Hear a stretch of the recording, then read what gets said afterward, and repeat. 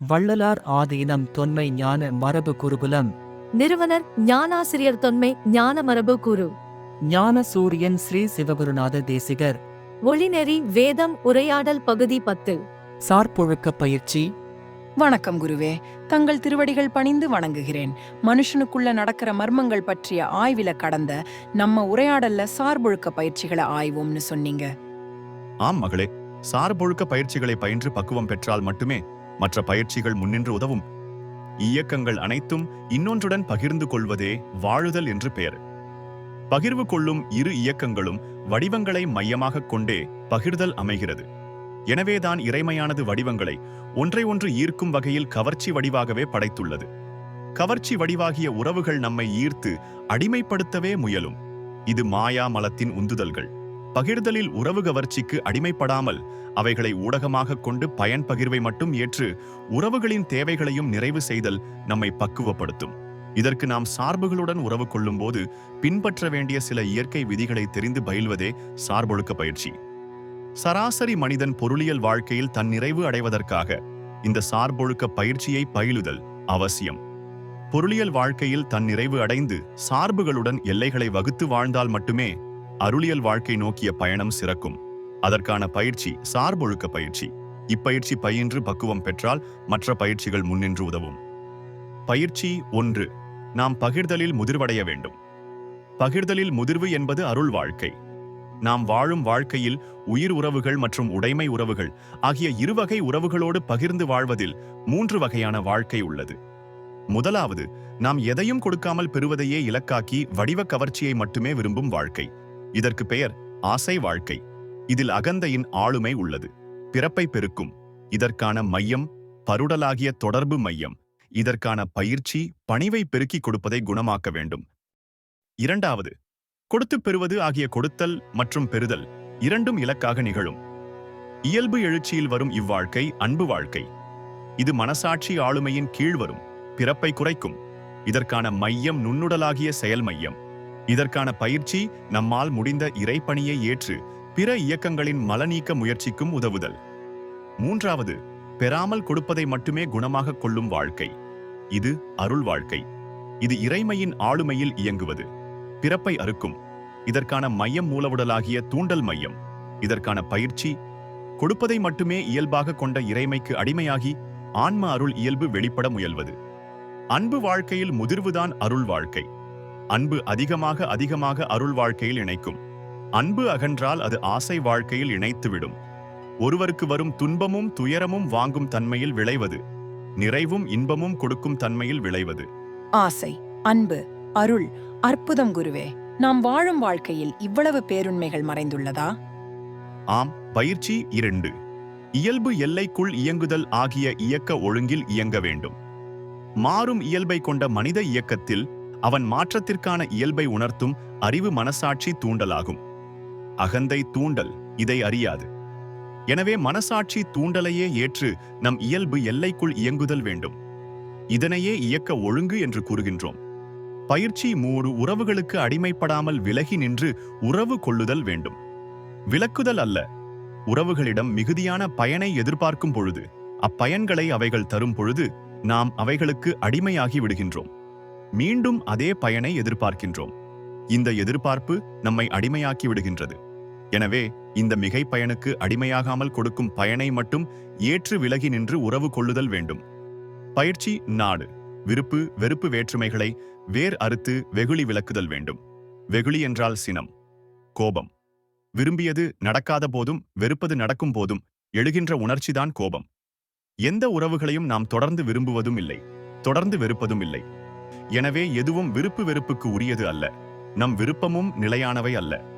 இந்த உண்மையை கோபம் வரும் முன், வந்தபின், வந்து போனபின் ஆராய்ந்து தெளிந்தால் படிப்படியாக சினம் விலகிவிடும். நாம் அதை கொல்லவில்லை என்றால் அது நம்மை கொன்றுவிடும். பயிற்சி 5. எஞ்சியதை ஈதலாகிய ஜீவகாருண்யம் வேண்டும். நமக்கு இறைமையால் தரப்பட்ட அறிவு, அசைவு, ஆற்றல், உறவு, உளவு ஆகியவைகளை கொண்டுதான் அனைத்தும் ஈட்டப்பட்டுள்ளது. நாம் ஏற்று இருக்கின்ற கடமை உறவுகளுக்கு பயன்படுத்தியது போக எஞ்சியிருக்கும் ஈட்டல்களில் கொஞ்சம் பிறருக்கு வழங்குதல் வேண்டும். இதன் முயற்சியே ஜீவகாருண்யம். பயிற்சி 6. மிகை பயன் எதிர் நோக்காமல் இருப்பதில் நிறைவடைதல் வேண்டும். மனிதனுக்கான தேவைகளை முதலில் படைத்தளித்துவிட்டுத்தான் இறைமை மனிதனையே படைத்துள்ளது. மனிதனை தவிர அனைத்து இயக்கங்களும் இறைமை தந்ததில் இயங்குகின்றன. தேடுவது தவறல்ல. ஆனால் இறைமை தந்தவைகளை அலட்சியப்படுத்திவிட்டு தேடுவது நிறைவை தராது, மறுபடியும் தேட வைக்கும். மிகை பயன் நோக்கும் தந்தவைகளில் முயன்று பயன் துய்த்து நிறைவின்மை இல்லாத போது தேடலாம். எனவே இருப்பதை ஏற்பது நிறைவு. ஆம் குருவே, நமக்கு இறைமையால் கொடுக்கப்பட்டுள்ளவைகளை இன்னும் முழுமையாக நாம் பயன்படுத்துவதே இல்லை. பயிற்சி 7. உறவுகளை ஊடகமாக உணருதல் பற்று நீக்கம். இது மல நீக்க முயற்சி. பிறப்பு முதல் மரணம் வரை தொடர்கின்ற வாழ்வியல் பயணத்தில் நம்மோடு இணைகின்ற அனைத்து உறவுகளும் உடைமைகளும் நமக்கு பயண ஊடகம் மட்டுமே என்று உணரும் பக்குவம் அடைதல் வேண்டும். உறவுகள் மரணம் வரை நிலையானவை இல்லை. வந்தாலும் மரணத்தில் எல்லாமே விலகிவிடும். மறுபிறப்பில் புதிய ஊடகங்கள் உருவாகும். ஊடகங்கள் மீதுள்ள எல்லை மீறிய பற்று விலகும் போது உறுத்தல்கள் நீங்கும். பயிற்சி 8. எல்லாமே இறைமையின் படைப்புகள். இவைகளில் நமக்கு தரப்பட்டவைகள் நம் பயன்பாட்டு பகிர்தலுக்கு மட்டுமே என்று உணர்தல் பக்குவம்.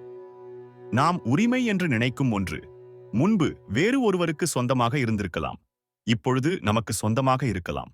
நமக்கு பின் வேறு ஒருவருக்கு சொந்தமாக ஆகலாம். நமக்கு சொந்தமான, நம்மால் மட்டுமே பயன்படுத்தக்கூடிய ஒன்று நம் பருவுடல். இந்த உடலை கொண்டு ஊடக உறவுகளை பயன்படுத்தி இறைமையை நோக்கி பயணிப்பது மட்டுமே அருளியல் வாழ்க்கைக்கான முடிவான இலக்கு என்பதை உணர வேண்டும். உண்மை குருவே, நமக்கு சொந்தமான இந்த பருவுடல் கூட ஒரு நாள் நம்மளை விட்டு நீங்க தான் போகின்றது. ஆம். பயிற்சி 9. இறைமையின் இயக்கக்களம் ஆகுதல் என்பது இன்னொன்று ஆகாமையாகும். மனிதனுக்கு தனி உரிமையாக தரப்பட்ட ஆய்வறிவையும் தற்சுதந்திரத்தையும் பருடல் விழிப்பில் உறவுகள் பகிர்தலின் போது மட்டுமே பயன்படுத்த முடியும். இந்த தனி உரிமையை கொண்டு இரு வகைப்புற உறவுகளோடு பகிர்வுகளால் ஒரு எல்லையை வகுத்துக் கொண்டு இயங்க வேண்டும். அப்போதுதான் படிப்படியாக நமக்கு இன்னொன்றாக இருக்கும் இருவகை உறவுகளை கடந்து இறைமை உறவை நோக்கி பயணிக்க முடியும். நம்மீது ஆட்சி செய்யும் இறைமையின் ஆளுமை உறவும் மிகுந்து வரும். நாம் இறைமையின் இயக்க களமாக மாறுவோம். பயிற்சி 10. இறைப்பணி ஏற்று நித்திய உறவோடு நிற்றல் வேண்டும். இறைமையானது எல்லா இயக்கங்களையும் தூய்மைப்படுத்தவே பல்வேறு பிறப்புகளை தருகின்றது. இயக்கங்களில் இயக்க மையமாக இறைமை மையம் கொண்டிருந்தாலும் உலகியல் உறவுகளோடு பகிர்தலை செய்யும் பொழுது இறைமை வந்து நேரடியாக உதவ முடியாது. காரணம் அவர் அருவநிலை.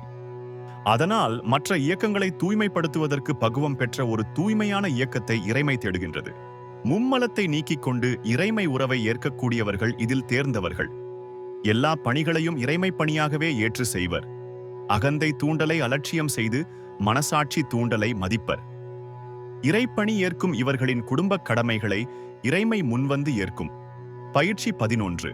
புலால் மறுத்தல் வேண்டும். கொல்லுதல் என்பது இறைமை படைத்த ஒரு உயிர் இயக்கத்தின் பரிணாம வளர்ச்சியை முழுமையாக தடைப்படுத்துதலாகும்.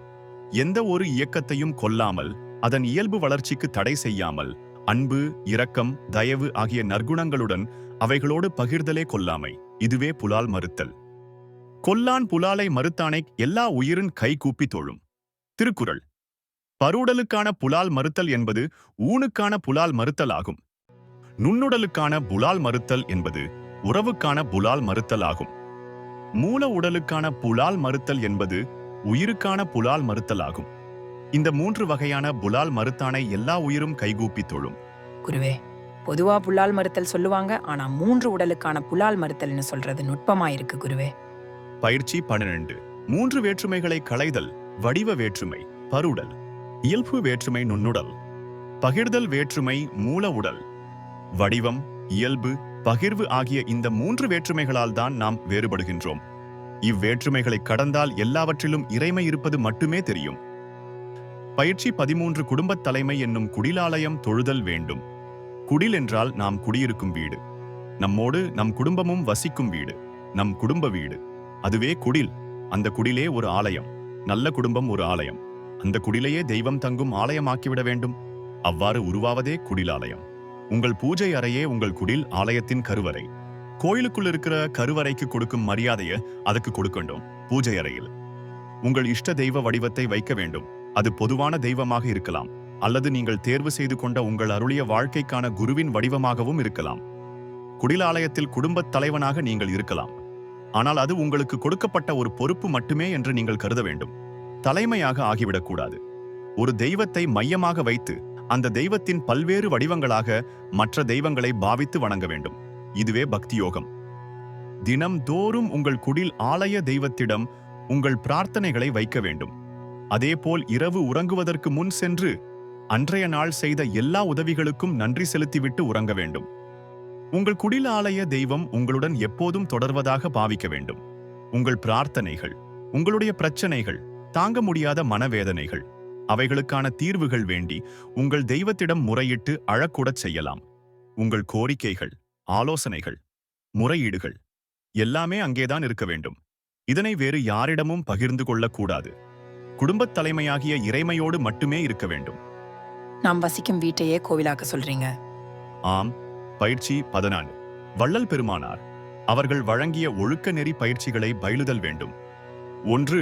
புற உறவுகள் அணுகுமுறைக்கு பயில வேண்டியது இந்திரிய ஒழுக்கம். 2.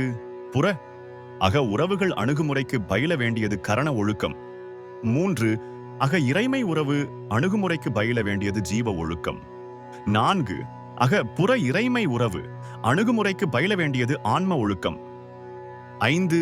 அறிவை இறைமைக்கு தந்து அசைவு வடிவமாக நிற்கும் நாயகன் நாயகி பாவனைக்கு பயில வேண்டியது சன்மார்க்க ஒழுக்கம். பயிற்சி 15. வருண ஆசிரம வாழ்வியல் பண்பாட்டு முறைகளின் உண்மை அறிதல் வேண்டும். மனித வாழ்வியல் விதிகளை வாழும் கலையாகவும் கலாச்சாரமாகவும் வகுத்து பிரபஞ்ச விதிகளை நம் முன்னோர்கள் அதில் புதைத்து வைத்தார்கள். ஆசிரமம் என்பது வாழும் கால வாழ்வியல் வகையாக இருந்தது. கற்கும் காலம் பிரம்மச்சரியம், இது கற்றலில் முதிர்தல். பயிலும் காலம் கிரகஸ்தம், இது இல்லறம் ஏற்றல். துய்க்கும் காலம் வானப்பிரஸ்தம், இது பொறுப்புகளை பிள்ளைகளிடம் தந்து விலகி நின்று வாழ்தல், விலக்குதல் அல்ல. இறைமை உறவினை ஏற்கும் காலம் சந்நியாசம், இது கணவன் மனைவி இருவரும் இறைப்பணி ஏற்றல். இத்துடன் 5வதாக இறைமை உறவில் இயங்கும் காலம் மோட்சம், இறைமையின் இயக்கக்களம் ஆகிட முயலுதல். இவ்வாறு அறிவில் தூய்மை மிகும் 4 வகை வாழ்வியல் பயிற்சிகள் ஒழுக்க முதிர்வில் அடையப்படும் அனுபவமே மோட்சம். இது இறைமையின் உறவை ஏற்று அதன் இயக்கக்களமாக மட்டுமே இயங்கும் நிலை, அதாவது இன்னொன்றின் ஆளுமையை ஏற்காத நிலை. இது 4 வகை ஆசிரம முதிர்வில் 5வதாக அடையும் நிலை. வருணம் என்பது வாழும் கால தொழிலியல் வகைகள். சூத்திரன் ஆயத்த ஏற்பாடுகள், வைசியன் பகிர்தல், சத்திரியன் ஆளுமை, பிராமணன் போதித்தல்.